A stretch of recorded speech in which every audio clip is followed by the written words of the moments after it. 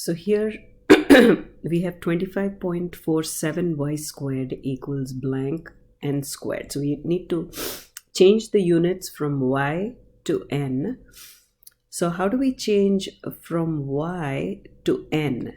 So this equation changes y to f. It can be used to change y to f. But that's not enough. We need to go from y to n. So we need to change f to n. And that can be done using this equation. So the equation from y to f is 2y equals 3f. And the equation for f to n is 7n equals 2f. So 25.47 times 1y the whole squared is y squared. So y squared is nothing but y times y.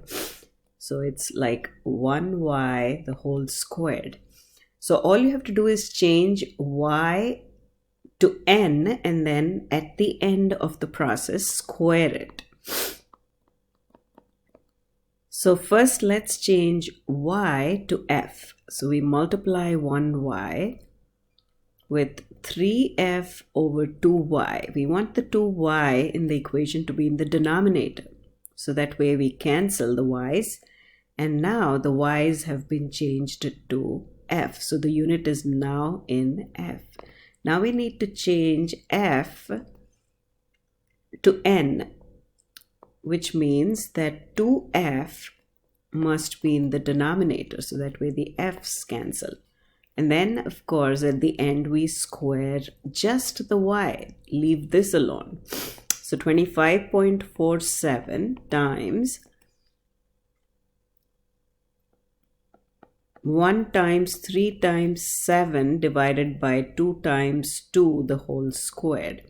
So that's 25.47. All we have to do is enter the numbers. And then, of course, we have the n. When we square it, becomes n squared. So we square everything inside the parentheses, including the n. And that's how we get the n squared. So that's 21 over 4, the whole squared. Now let's enter this into the calculator.